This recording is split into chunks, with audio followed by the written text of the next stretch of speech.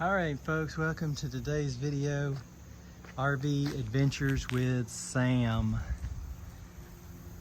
We're gonna do an oil change. This is the first oil change, the 50-hour oil change on this Onan QD8000 Cummins diesel generator.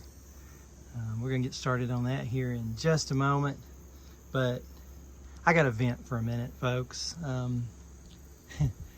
Y'all are just as good of a place to vent as anywhere. I'm gonna make sure that my camera is actually videoing here. Hold on one second. I'm trying to use a stand. Yeah, we're videoing. So we'll get into the oil change here in just a minute. Let me vent for a second to make myself feel better. So we've had the coach for about 2 months, I guess, and we've ordered a metal building to put this in, and I'm hoping that we're about 3 weeks away from getting the metal building so that it'll be by itself. But I've been keeping it at a covered storage facility, and my next door neighbor at this facility is a big coach. It's a bus. I've never seen the bus move since we've been there. It stays plugged in, the ACs run because there's always water coming from it. There were even spider webs under the tires of the bus every time we've ever came and went. I go to pick up my coach today, and this is the first time I've ever seen my neighbor gone. And my neighbor left me a nice gift when they opened the door of their coach, I guess. So now you can see right there, and if you go straight down, we went there, and we went all the way to bare metal right there. I mean, this is quite a ding. So hey, this is Sam's advice. Be a man. If you do damage to your next door neighbor at your storage facility or a parking lot, you know, people, be a good human being. Leave a note and say, hey, my door got away from me. I'm gonna make it right. Just I mean, we're talking about big money items, and he's got a pretty nice coach. I have a brand new coach. There's my rant for the day. Sorry I took a minute of your life to tell you that, but there's nothing that can be done. I mean, it's not like a Tesla where there's cameras everywhere and I can just show someone a video of like, hey, there's where you hit my door or the side of my car. But let's get into the oil change. I'm gonna go ahead and show you what I got here, and then probably cut away for a few minutes and I'll get everything draining. I went to my local Cummins dealer and I picked up this 0122-0833. It's a genuine Cummins part. I know I could have, you know, used a Wix or a Napa Gold. Went to Walmart, picked up some Rotella 15W40. I think this is a gallon. Yeah, 22 bucks or so, and then like $15 for the filter. Yeah, we're gonna get under here and I'll show you the drain plug here really quick. Here's the drain plug, and then we will open this little access, which is nice because I can get right up there to that filter, which is right there. I'll let it run for probably 10 minutes. Let's see how warm that filter is. Oh yeah, that's gonna drain out nice. Hopefully this filter is not as tight as I've heard about sometimes on these first oil changes. But if it is, we'll get right back to you here in just a minute, and I'll show you me struggling to try to get it off. All right, fast forward a little update here.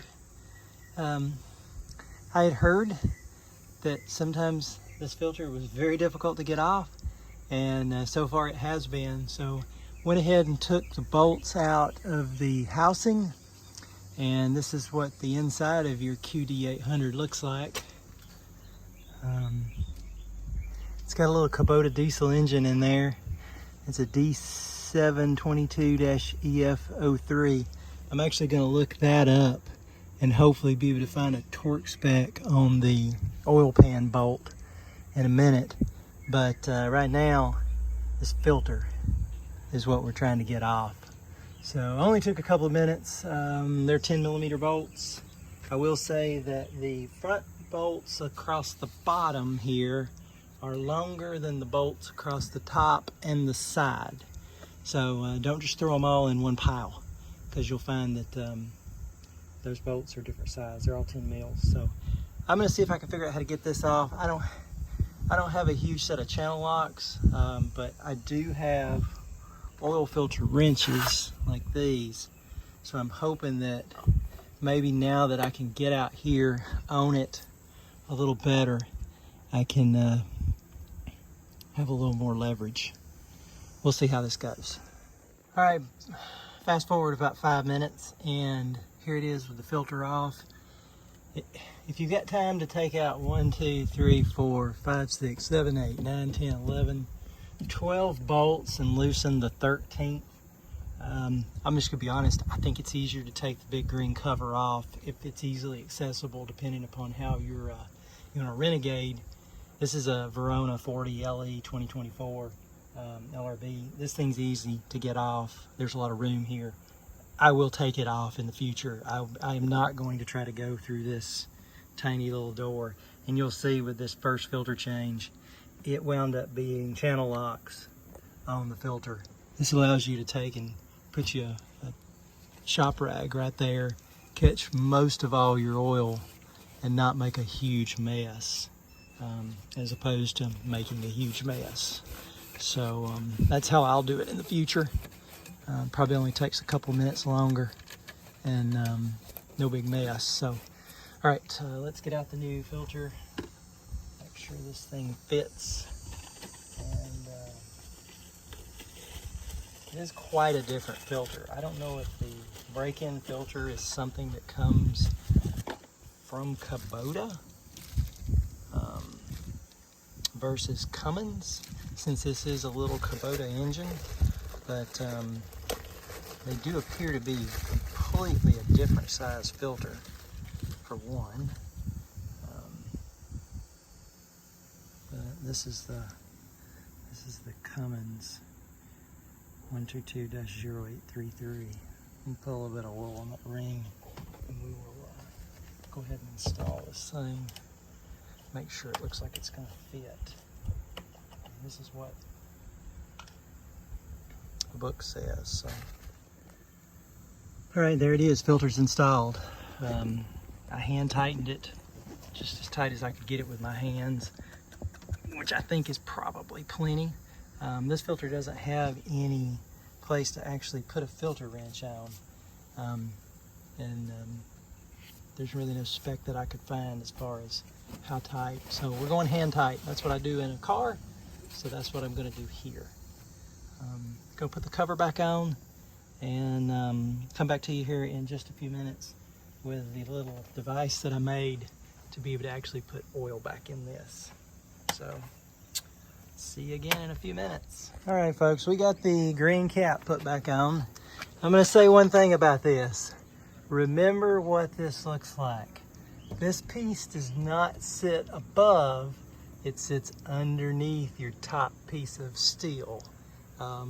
That's the biggest takeaway there, because I fought with that for just a bit. But here's my homemade oil delivery device funnel, let's call it. That's some 1/2-inch PEX.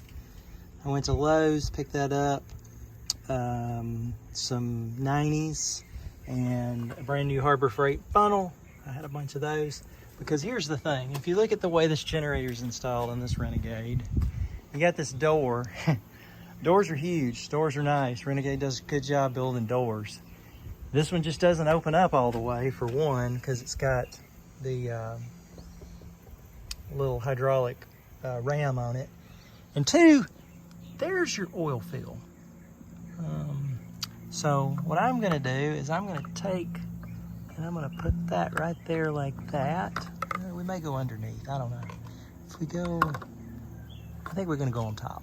We're going to go on top of the little hydraulic arm with our homemade funnel. And now we're going to grab the rotella, which is right here. we're gonna look at where that is starting, because I need to put 3 quarts in there. Quarts are on that side, so we're gonna need to go, that would be 1, 2, 3, because this is 1 gallon.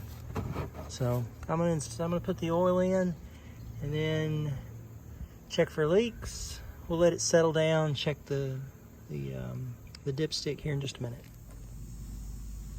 All right, got everything pretty much put back together from the oil change. We're gonna check the air filter here. I already had that wing nut spun off for the most part. We're just gonna check this. This is not actually part of this service. I just want to take a look at it, see what it looks like, make sure we have not ran this generator while going down the road. We've only really ran it